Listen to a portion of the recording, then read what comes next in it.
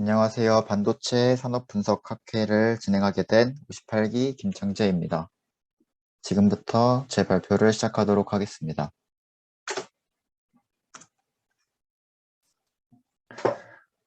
먼저 반도체의 사전적 의미는 구리처럼 전기가 잘 통하는 도체와 전기가 통하지 않는 부도체의 성질을 갖는 물질을 말합니다. 반도체는 원래 전기가 거의 통하지 않는데요. 필요시에 전기를 통하게 함으로써 전기 신호를 제어하거나 증폭 혹은 기억하도록 가공된 전자제품을 통틀어 반도체라고 합니다. 현대인들의 필수품인 스마트폰, 컴퓨터, TV, 자동차 등 다양한 전자장치의 입출력 및 주요 기능을 수행하는 핵심 부품이 반도체입니다. 반도체가 대부분의 산업 분야에서 빠짐없이 쓰이고 있는 이유는 반도체가 전기 신호와 데이터를 처리하고 전자제품의 기능을 조절할 수 있기 때문입니다. 따라서 21세기 정보화 시대에서 핵심 부품 산업으로 자리 잡았으며 동시에 최첨단 고부가가치 산업이므로 국제적인 경쟁이 매우 치열한 상태입니다. 그래서 반도체는 2년에서 3년 주기의 호황, 불호황 사이클이 존재하고 반도체의 수요와 공급에 아주 예민하다고 합니다. 반도체 제품의 생명 주기가 짧고 기술 혁신이 급속히 진행되고 있어 대규모의 연구 개발과 지속적인 시설 투자가 이어지고 있습니다. 다음으로 반도체의 종류입니다. 반도체는 쓰임과 용도에 따라 수백 가지의 다양한 종류가 존재한다고 말씀드렸습니다. 그 중에서 가장 크게 분류하는 기준이 정보를 저장할 수 있는가입니다. 정보를 저장할 수 있으면 메모리 반도체가 되고 정보를 처리하고 연산하는 등의 역할을 하면 비메모리 반도체가 됩니다. 먼저 비메모리 반도체를 보겠습니다. 여기서 메모리 반도체는 정보를 저장할 수 있습니다.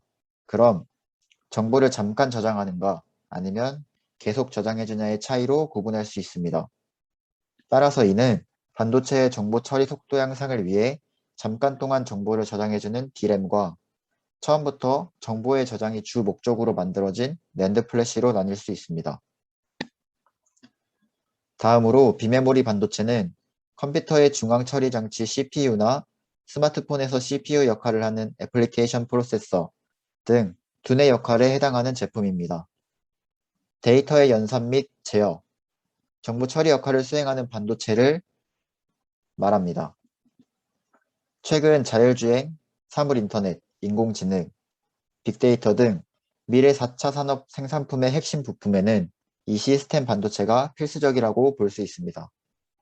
반도체 시장 또한 메모리 반도체보다 2배 이상 크기 때문에 세계 주요국들은 시스템 반도체 산업을 선도하기 위해 많은 노력을 기울이고 있습니다. 국내 삼성전자와 SK 하이닉스 반도체 산업의 상당 부분을 차지하고 있는 것이 사실 D램과 낸드 플래시입니다. 앞서 말씀드렸던 메모리 반도체와 관련하여 추가적인 설명을 드리자면 D램과 낸드 플래시를 포함한 대부분의 반도체에는 슈퍼사이클이 존재합니다. 여기서 슈퍼사이클이란 반도체의 호황기와 불호황기의 반복을 말합니다. 이해하기 쉽게 사례를 통해 설명드리도록 하겠습니다. 만약 반도체 기술이 발전하여 더 좋은 스마트폰, TV, 데스크탑 등이 등장한다면 여러분들은 어떻게 하시겠습니까? 저는 경제적 여유가 있다면 구매할 것 같습니다. 아마 여러분들도 대부분이 같은 의견이실 것 같은데 이렇게 비약적인 기술의 발전이 있거나 코로나 상황 같은 특수한 상황이 있을 때 PC나 데스크탑 등의 사용처의 증가로 인해 반도체의 호황을 만들 수 있습니다. 하지만 관련 산업에 거품이 끼거나 공급 경쟁이 일어나게 되면 불황이 찾아오게 됩니다. 이렇게 반도체는 호황과 불황을 왔다 갔다 하는데 반도체가 초호황일 때를 슈퍼사이클이라고 이해하시면 될 것 같습니다. 작은 반도체를 하나 만들기 위해서는 수백 단계에 이르는 아주 복잡한 과정을 거치게 됩니다. 한 번쯤 들어보셨을 거라 생각이 되는데요. 이를 간단히 하여 반도체의 8대 공정이라고 부르기도 합니다. 이 복잡성을 바탕으로 반도체의 사업 구조와 회사를 바라보면 이해하기 쉬운데요. 반도체 생산 과정에서 모든 공정을 한 회사에서 이뤄내는 회사를 IDM, 다른 말로 종합반도체 기업이라고 합니다. 알고 계실 만한 삼성전자, SK하이닉스, 그리고 인텔 등이 해당됩니다. 반면 복잡한 반도체 공정 과정 중 일부만을 가지는 회사도 존재하는데 반도체 설계를 전문으로 하며 공장이 없는 회사를 팹리스라고 합니다. 또한 설계를 토대로 반도체 생산을 전문으로 하는 회사는 파운더리라고 합니다. 시스템 반도체가 호황을 누리면서 설계를 전문으로 하고 제작을 생산을 전문으로 하는 파운더리가 최근 들어서 호황을 맞이하고 있습니다. 그럼 지금부터 반도체가 어떻게 만들어지는지, 어떤 절차를 거쳐야 하는지에 대해 자세히 알아보겠습니다. 먼저 반도체의 재료에 대해 알아보겠습니다. 지각에 가장 많은 물질은 규산염입니다. 규소와 산소의 화합물로 주변에서 흔히 볼 수 있는 모래들을 생각하면 되는데요. 즉, 반도체는 모래를 녹여서 만든 것으로 동그랗고 얇은 판으로 만든 것을 웨이퍼라고 부릅니다. 웨이퍼는 반도체 집적 회로의 핵심 재료이며 단 결정 인곳을 적당한 지름으로 얇게 썬 원판 모양의 판을 말합니다. 이를 만드는 방법으로는 모래통 안에 넣고 고열로 가열하게 되면 아랫부분에는 불순물, 위쪽에는 순수한 규소로 분리되게 됩니다. 이렇게 순수한 규소 결정체만 모아놓은 곳을 인곳이라고 합니다. 이 인곳을 절단해서 얇은 판 모양으로 만들고 표면을 매끄럽게 연마하면 웨이퍼가 만들어집니다. 모든 공정의 가장 기초적인 단계가 산화 공정입니다. 웨이퍼는 순수한 규소로만 이루어져 있다고 말씀드렸는데 그 실리콘 위에 고온의 수증기와 산소를 쏴주게 되면 산화막이 생성되게 됩니다. 이 산화막을 거치는 이유는 웨이퍼의 절연막 역할을 하는 산화막을 형성하고 회로와 회로 사이에 누설 전류가 흐르는 것을 차단하기 위해서 만들어줍니다. 또한 웨이퍼 표면을 보호할 수 있고 불순물의 확산을 막을 수 있습니다. 얇은 막이지만 단단하고 매우 빽빽한 구조를 가지고 있어서 외부 물질을 차단시켜줍니다. 웨이퍼에 막을 입히는 산화 공정의 방법에는 다양한 방법이 있지만 그중 가장 보편적인 방법은 800에서 1200도의 고온에서 얇고 균일한 실리콘 산화막을 형성시키는 열산화 방법입니다. 이때 사용되는 기체에 따라 건식 산화와 습식 산화로 나뉘는데 건식 산화는 순수한 산소만을 이용하기 때문에 산화막 성장 속도가 느려 주로 얇은 막을 형성할 때 쓰이고 전기적 특성이 좋은 산화물을 만들 수 있습니다. 습식 산화는 산소와 함께 용해도가 큰 수증기를 함께 사용하기 때문에 산화막 성장 속도가 빠르고 보다 두꺼운 막을 형성할 수 있지만 건식 산화에 비해 산화층의 밀도가 낮아집니다. 보통 동일한 온도와 시간에서 습식 산화를 이용해 얻어진 산화막이 건식 산화를 사용한 것보다 약 5배에서 10배 정도 더 두껍다고 볼 수 있습니다. 다음으로는 포토 공정입니다. 포토리소그래피를 줄여서 포토 공정이라고 하는데 사진을 찍는 것이라고 생각하면 이해하기 쉽습니다. 옛날에 필름 카메라를 생각해보면 필름에 빛을 쏴서 사진을 인화했는데 이와 비슷한 원리로 진행되기 때문에 포토 공정이라고 합니다. 자세히 설명하면 포토 공정은 감광핵 도포, 노광, 현상이라는 세부 공정으로 나뉩니다. 산화 공정을 통해 산화막이 덮인 웨이퍼에 감광핵을 발라주는데 이 단계를 도포라고 합니다. 보다 고품질의 미세한 회로 패턴을 얻기 위해서는 감광액 막이 얇고 균일해야 하며 빛에 대한 감도가 높아야 합니다. 그 다음으로 감광액 막을 형성해 웨이퍼를 사진 인화지와 비슷한 상태로 만든 후에는 노광 장비를 사용해 회로 패턴이 담긴 마스크에 빛을 통과시켜 웨이퍼의 회로를 찍어냅니다. 이 과정을 노광이라고 합니다. 포토 공정의 마지막 단계는 현상으로 이 과정에서 패턴의 형성이 결정되기 때문에 매우 중요합니다. 웨이퍼에 현상액을 뿌려가며 노광된 영역과 노광되지 않은 영역을 선택적으로 제거해 회로 패턴을 생성하는 공정입니다.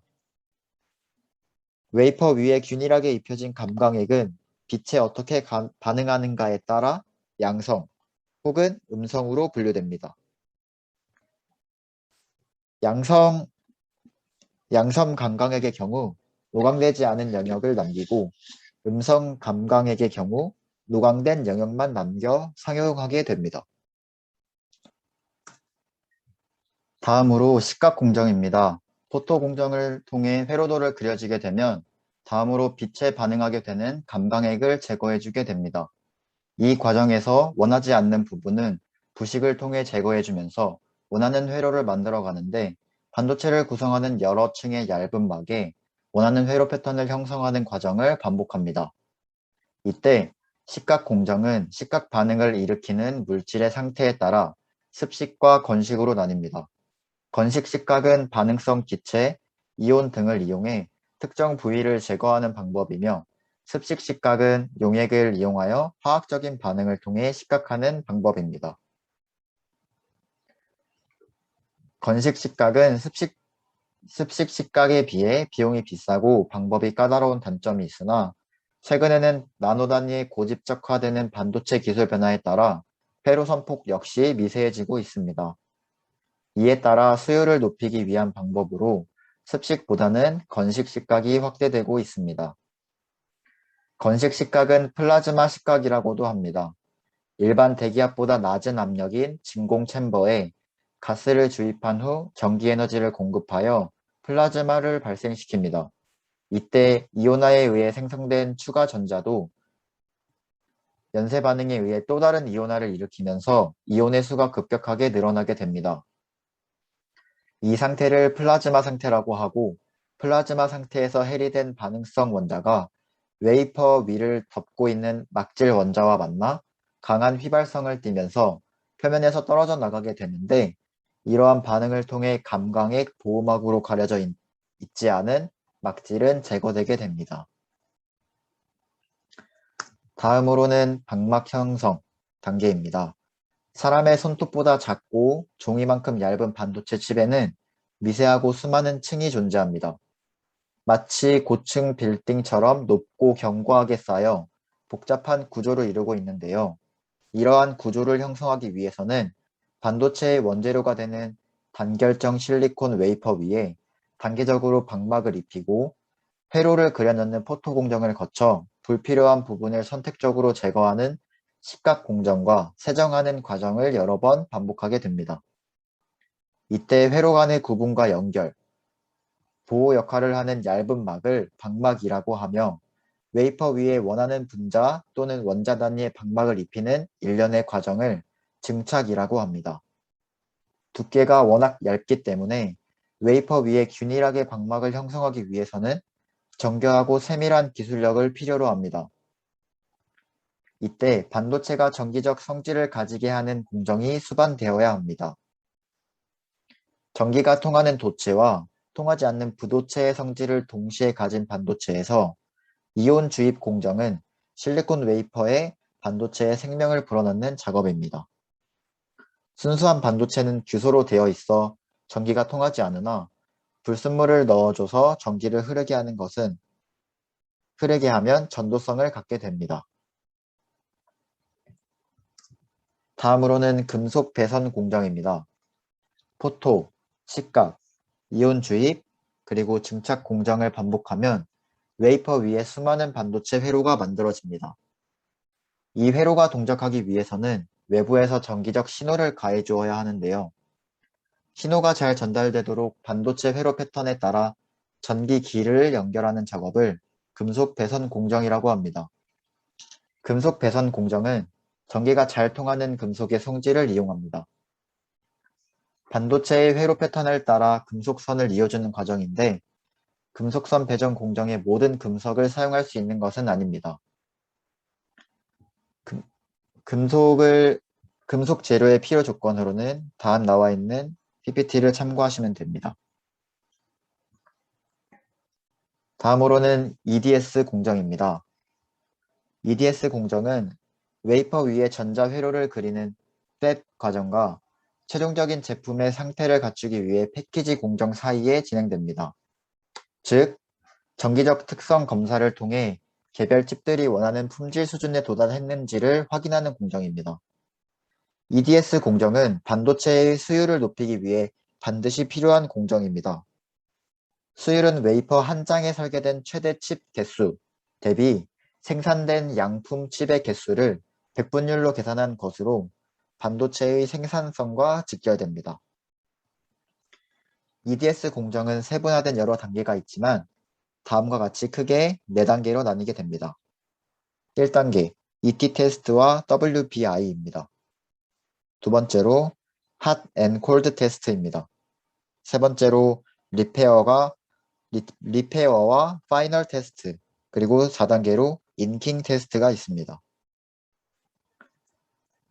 자, 이제 마지막으로 패키징 공정입니다. 전 공정을 통해 완성된 웨이퍼의 반도체 칩은 낱개로 하나하나 잘라내는데 이렇게 잘린 칩을 베어칩 또는 다이라고 합니다. 그러나 이 칩의 상태는 외부와 전기 신호를 주고받을 수 없으며 외부의 충격에 의해 손상되기 쉬운데요. 반도체 칩, 즉 직접 회로가 기판이나 전자기기에 장착되기 위해서는 그에 맞는 포장이 필요합니다. 이와 같이 반도체 칩이 외부와 신호를 주고받을 수 있도록 길을 만들어주고 다양한 외부 환경으로부터 안전하게 보호받는 형태로 만드는 과정을 패키징이라고 합니다.